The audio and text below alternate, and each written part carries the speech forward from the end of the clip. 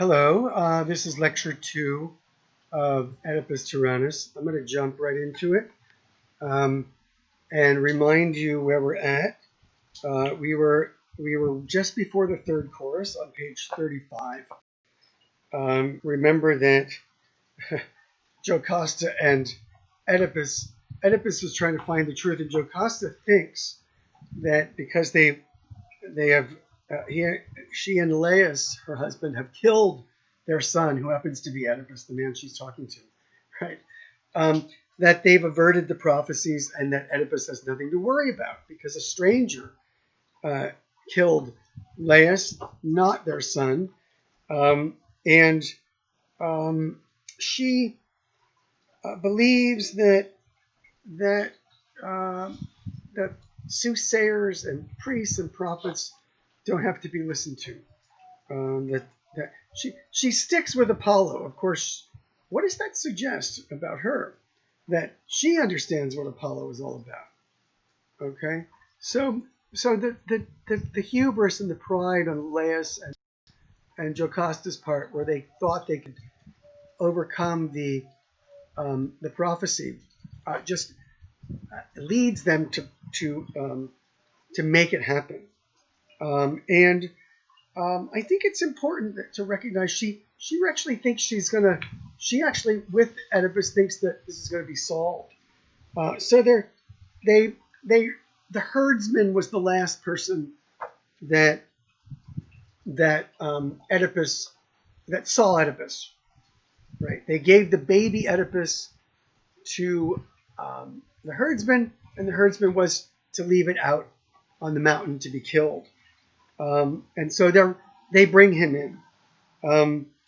The third chorus on page 36 is powerful because it is a long series of songs, right? The whole page 36 and 37 are all about humans and the relationship to the gods. And a commentary on hubris. And so I'm going to read this. This is extremely important, I think, as a commentary on the play itself and on Odysseus and Jocasta. Be with me always, destiny. It begins at line 863. And may I ever sustain holy reverence in word and deed, according to the laws on high, brought to birth in brightest sky by heaven, their only Father. These laws were not made by men. Men are born to die, but the law shall never sleep forgotten. Great among gods, it never ages. So this sense that there's an unwritten law, we'll see this in Antigone. I think basically the unwritten law is human beings are not gods. And what does that simply mean? Human beings are not in total control over themselves. Maybe they're not in control of their fortune, and maybe not even in control of themselves totally. Right? And we'll explore what that means. Because I don't think it means fate or determination, but it means something like predisposition, perhaps. So be with me always, destined, and may I ever sustain holy reverence in word and deed. So that's that sense that fate is there, but also that the human person has to respond in some way through reverence. Reverence to the gods, recognition that there are these laws in the world that one must follow. And if you transgress them, you're going to pay. The major form of that transgression is hubris or pride. Hubris grows from tyranny, the antistrophe says. Hubris overflowing a monstrous waste, loss without measure. So that's the key point. It's without measure.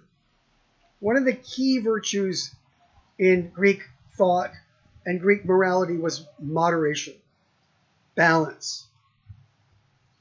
So anything to excess.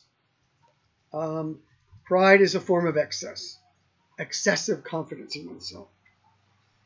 It rushes to a precipice jutting out the end. No foothold saves it now. So it puts itself over the edge. It's fearless of injustice no reverence for holy places. So notice that that's what pride is. Fearless of injustice. It goes against law and civic law, and it has no reverence for the oracles or the priests there. So it's both civic and religious. That's the affront. And they're linked together. Civic justice and reverence to the oracles, they're linked. And then the antistrophe on page 37. No longer will I go in reverence to the sacred navel of the world, not to Delphi, not to Abai, or the temple at Olympia, if the oracles do not come true for all humanity to see. So there. What's interesting here about the chorus, I hope Oedipus isn't listening, because they've heard now Jocasta and Oedipus say that they've received these oracles. Their faith in the oracles themselves depend upon Oedipus becoming exposed. Right? They have faith in the oracles. Jocasta and Oedipus do not. And again, notice that I don't know if it's hypocrisy or if it's a contradiction, but to believe in the oracles but also defy them, to believe that the oracles speak the truth but then try to circumvent them, contradiction perhaps, but that's what the situation of Oedipus and Jocasta. So here comes the herdsman. No, I'm sorry. It's not the herdsman. It's a man from Corinth, right? Where Oedipus was born and where Oedipus was not born but raised. So it's good news. Guess what? Polybus, who everybody thought was Oedipus's father, is dead. So guess what? The oracle will not come true. You'll never kill your father. Of course, it wasn't his father. Notice there's something wrong with Oedipus here. He doesn't mourn. He's happy. He's pleased. Thank God my father is dead. I won't kill him. There's something flawed there, right? Really flawed. That you'd be overjoyed. That's the first response. Of course, callous, cold, indifferent. Fruit doesn't fall far from the tree. Jocasta was willing to kill her infant son. So we'll see her response in a few minutes. So the Corinthian comes in, and he says, "But you really didn't have anything to fear because Polybus is not your father. He did not father you, neither did I," the Corinthian says at 10:20. "You were a gift, you see, taken from my own hands." All right. So the Corinthian who comes was the person who received Oedipus as a child, right, as a baby, from the herdsman from Thebes.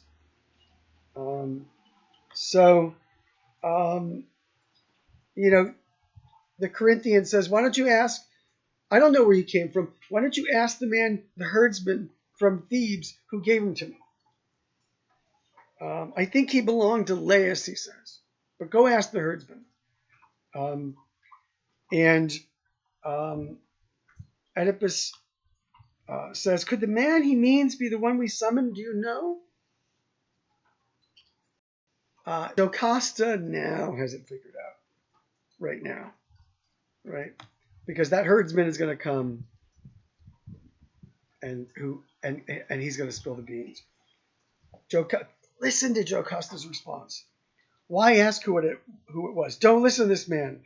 Put his worthless words right out of your mind. This is at 10:56 on page 45. "I cannot," Oedipus says, "not while I hold the evidence that will reveal the truth of my birth." He wants to know who he is. He thinks that by finding out the origins of his birth, his father and mother, he will know the truth about himself. He will. he should have, where should you be looking at yourself? Where should you be looking to find the truth of yourself? In yourself. He's looking for externals, constantly looking for externals. No, by all the gods, if you care for your life, stop these questions. Have I not suffered enough? Notice, she wants the questioning to end because she knows the truth is going to come out.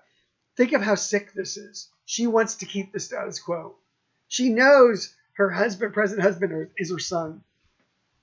That's how cold and callous Jocasta is. Be brave. Even if I find my mother was a slave descended from slaves, you would still be noble. Even so, be persuaded. I entreat you, stop, Jocasta says. You'll never persuade me to give up the truth, Oedipus, Jocasta, but this is for your own good. It's what's best. Oedipus, then long ago your best married me to woe. Jocasta, your fate is dismal. I pray you never know the man you are. She's willing to live. She knows, but she's willing to live with this.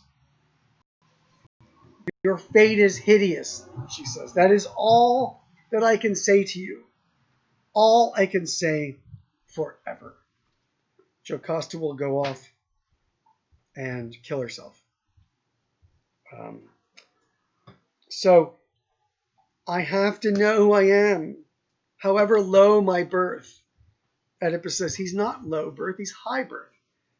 That is my nature, he says at 1084. And I will never play the part of someone else nor fail to learn what I was born to be. So there is an integrity here in his questioning. Certainly. But, what's missing here? A sense of his own weaknesses, a sense of his own failures, a sense of what it means to be human. This search for knowledge, this demand for knowledge, is a kind of obsession. But notice how misplaced it is, right? He needs to know his birth. What about? I thought he was the one who solved the riddle of the Sphinx and what human nature is. Walk on 4 legs in the morning, 2 legs in the afternoon, and 3 in the evening. Well, that doesn't really tell us very much about human nature, does it? It might tell us externals. It doesn't tell us what that means. What does it mean to have to live through youth, growing up, adolescence, adulthood, middle age, old age, dying? That is the question. That requires self-reflection. Oedipus never gives a moment to reflect on himself. He's rash. He jumps to conclusions. He thinks he understood what the oracle meant when he didn't. It meant know thyself. And that's the one thing that Oedipus doesn't question. So the herdsman comes in, and he doesn't want to talk because he knows the trouble he's going to get into. And Oedipus wants to torture the poor guy, an old man. That's how crazed he is. So there's something obsessive about the search for himself. There's an integrity, but a misguided sense of what truth is. So the herdsman tells the truth. He was given this child, Jocasta's child, to destroy it, he says. Her own baby, so callous. She feared an oracle that it would kill its parents. Then why did you give him to this old man? And here's the truth from the herdsman on page 51. I took pity on him, sir. I meant to deliver him abroad to the place where this man came from, but his rescue was a disaster. If you were the same as the man he speaks of, then truly you were born for a hideous fate. Oedipus. Oh, it all comes clear. Light, let me look at you one last time. I am exposed. Again, that term exposed. What Jocasta and Laius did, exposing him to the elements. It's what's done to children that are unwanted. He is exposed here. Born to forbidden parents, joined in forbidden marriage, I brought forbidden death. The moment of recognition. And again, what Aristotle said about the audience is that it's recognition all the way through. We've known this moment, we just didn't know how it was going to come about. Here, he knows. He's been exposed. The double meaning again of being revealed to himself. The question is, does he really know himself still? And that's the question I want to ask at the end of this. The chorus speaks about Oedipus on page 51, but speaks about human nature as well. Oh, what a wretched breed we mortals are. Our lives add up to nothing. Does anyone at all, harvest more of happiness than a vacant image, and from that image fall away? What a remarkable idea that we're just a vacant image. You are my pattern. Your fortune is mine. You, Oedipus, your misery teaches me to call no mortal blessed. There's the point. Oedipus is every person, not in the sense that Freud is saying, but we all come too late to self-knowledge, perhaps. Knowledge might come too late for us. The right thing might come too late for us. Can we recover? Can we learn? Frequently, well, for the Greeks, always through suffering. You aimed your arrow high and struck happiness, you self-made Lord of joy.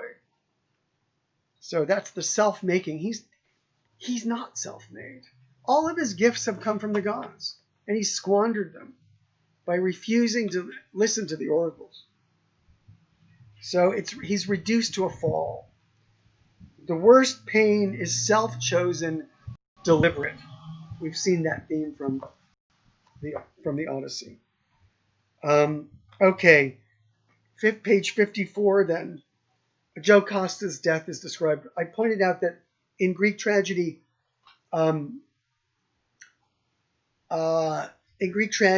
all the action takes place off stage, especially horrible, lacerations and murder and suicide, right? She hangs herself with her own garments. This is told by somebody watching. Then Oedipus sees her, brings her down. Remember, this is both his mother and his wife now, and he knows it. And this is again this character, the messenger. Then a horrible sight. This is at line 1268. A horrible sight. He tore out the long pins of beaten gold that adorned her clothes, lifted them up and plunged them into his eyes. Now you may not see the evil, not the evil I have done or suffered. From now on you must gaze in darkness on forbidden faces, while the ones you should have seen you'll never know. Okay, the blindness here. Key idea. I will postpone interpreting it for now. But right now you should begin to think, what is going on here? Is this a form of self-knowledge? Remember the idea that blindness is a gift. The gods give blindness. Blindness gives deep spiritual insight. What happens if you make yourself physically blind? Does that really give you insight into yourself? Psychological, spiritual insight? Just because you blind yourself? No, the gods have to give it as a gift. So you see Oedipus even trying to give himself the gift of spiritual insight by blinding himself. It doesn't work. It's another act of self-punishment. He's taken into his own hands what should be done to himself. Okay, so his lament here. Memory stabbing, piercing me with pain. He thought if he didn't have to look at Jocasta and his children ever again, he could get rid of the pain. Not true. Your agony is so great, the chorus says, you feel it twice, first in body, then in soul. So the chorus says, you've done a dreadful thing. How could you bear to put out your own sight? The chorus, Apollo, says. It was Apollo, my friends. Agony after agony, he brought them on, but I did this by my own hands. Okay, so Apollo caused him the suffering? Apollo just gave him an oracle. Oedipus did everything to make it happen. Now, maybe given who Oedipus was, he was determined to. That's the ultimate question. Could Oedipus have done anything differently, given who he is? So he blames the gods. His self-inflicted blindness it does not equal spiritual insight. Okay. So Oedipus gives a long monologue here on page 58. I'll say that the most important passage is at line 1378. The finest man raised by Thebes has deprived himself of a city, her walls, the sacred idols of the gods. Wretch, I gave the order, cast out the curse. The gods have exposed the impiety, and so stand I, the son of Laius, defiled. Remember, I stand side by side with the gods. Now he stands defiled. So there is some form of recognition. He's brought this about. I think that the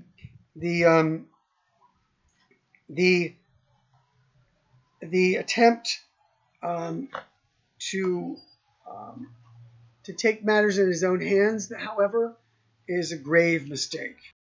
Remember what Apollo said: banishment or death, not gouging one's eyes out. Right? And Creon seeks God's judgment concerning Oedipus's punishment. Oedipus thinks he already knows. Creon says, this time you should believe the god. But Oedipus takes it into his own hands. He brings out his children. We will see the effects of this on the children later on. That dog, can you get the dog to be quiet, please? Guys, can you get the dog to be quiet?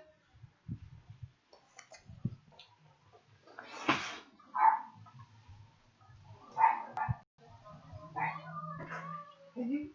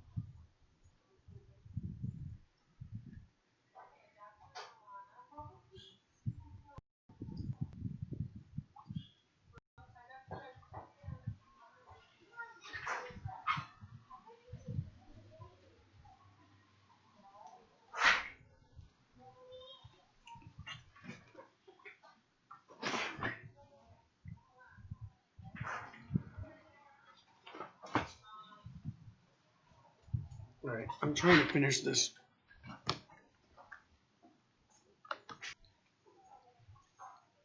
Oedipus addresses his children. Remember, the children are as both his half siblings and children. Um, he says, "Do you see what they did to your father? I fathered you in the soil where I was sown. I grieve for you, though I cannot see your faces. I can imagine how this cruel world will make you lead the rest of your lives." Right? Spurned because of this horrible upbringing. Um, Who would marry you? He says to his daughters. No such man exists. No, you'll waste away, dry wombed, sterile, barren, unmarried, all alone. Oedipus should be comforting his children right now. He's wallowing in self-pity, blaming other people, punished himself without listening to the gods and what they demand. Pretty much condemning his daughters. We'll see the effect. Remember, when you see Antigone and Ismene at the very beginning, these are children of Oedipus. He's made them feel horrible. It's not their fault. It turns out that there is somebody who would marry Antigone. Ismene is you'll see her character. Polynices and his brother Eteocles wind up killing each other at the very beginning of Antigone because they're so prideful and desirous of tyranny. He is his what he should have done is kept his eyes in his head and taken care of his kids. He totally renounces all responsibility. He can't bear to look at what he's done. Can't bear to deal with the effects and try to make it right. He's a disaster. Okay. Pray that you always lead measured lives, better lives than lived by your own father. No, Oedipus, you should help them because now you've learned. But he can't do that. So Oedipus decides he should get exiled. Banish me from this land. That is for the gods to decide, Creon says. The gods have come to hate me more than anyone, Oedipus says. Oedipus keeps arguing. Finally, Creon says at page 63, still you try to take control of everything. Go. Your power has not followed you through life. And the end of this, I think that's a good final summation. Oedipus still has not gained self-recognition or self-reflection. He should submit to the suffering, but it's all external. And he can't bear to look at himself. That's really what he can't bear to look at. It's not that he can't bear to look at his children. He can't bear to look at himself. So the chorus has the last word. Behold, all you who dwell in Thebes. This is Oedipus. He knew the riddle's answer. He held great power. And we all looked on his success with envy. Now a terrible wave of trouble sweeps over him. Therefore, always look to the last day. And never say a man is happy until he's crossed life's boundary free from grief.